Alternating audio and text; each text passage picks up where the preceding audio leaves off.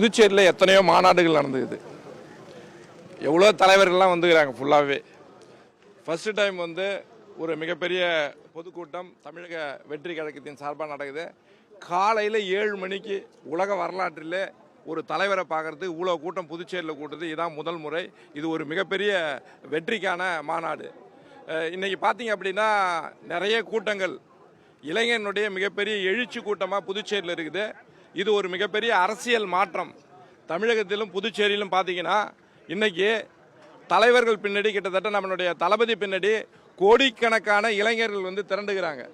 அதுவும் சில பேர் சொன்னாங்க புதுச்சேரியில் பார்த்தீங்கன்னா கட்டுக்கடங்காத அளவுக்கு அடங்காத இன்னைக்கு 5000 பேர் நம்ம பாஸ் கொடுத்துக்கிறாங்க. கிட்டத்தட்ட வெளியில் மட்டுமே 20,000 பேர் இந்த நிகழ்ச்சியை பார்க்கலனாலும் இந்த நிகழ்ச்சி எப்படி நடக்குதுன்றதுக்காகவே இன்றைக்கி இவ்வளோ பேர் வந்துக்கிறாங்க. அப்படின்னா புதுச்சேரியில் ஒரு மிகப்பெரிய மாற்றம், அரசியல் மாற்றம், ஊழல் இல்லாத இளைஞர் சமுதாயத்தை கொண்ட ஒரு மிகப்பெரிய மாற்றம் தமிழகத்திலும் புதுச்சேரியிலும். தளபதி முதலமைச்சர் ஆகிறதுக்கான மிகப்பெரிய புலியார் சுழி புதுச்சேரியில் இன்னைக்கு ஆரம்பிச்சிருக்கு. பாஜகவில் இருந்து தமிழக வெற்றி கழகம் வந்திருக்கிறீங்க. பாஜகவில் இதுக்கு முன்னாள் சட்டமன்ற உறுப்பினராக இருந்திருக்கிறீங்க, தலைவராகவும் இருந்திருக்கீங்க. ஆமாம். இந்த நிலை ஃபுல்லாகவே பரவும்னு நினைக்கிறீங்களா? அந்த மாற்றம் எதனால்? இந்த மாற்றம் இன்னைக்கு அத்தனை பேரையும் பார்த்துட்டாங்க. ஃபுல்லாகவே தமிழகத்தில் பார்த்தீங்கன்னா ஊழல் மிகுந்த திமுக, அதாவது அதை துணை போகின்ற பல கட்சி இருக்குது.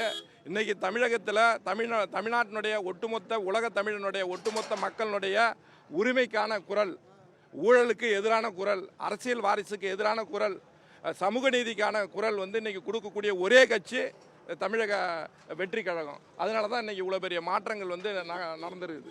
புதுச்சேரியிலிருந்து பல்வேறு தலைவர்கள் நோக்கி வருவதற்கான வாய்ப்பு எப்படி? கண்டிப்பாக. அதாவது இப்போ தாவேகாவால் ஈர்க்கப்பட்டு புதுச்சேரியில் அனைத்து பகுதியிலும் இருக்கிறாங்க. விரைவில் நிறைய பேர் தாவேகாவில் மிக முக்கியமாக சட்டமன்றத்தில் நிற்கக்கூடிய நிறைய பேர் ஜாயின் பண்ணுறதுக்கு தயாராகிறாங்க.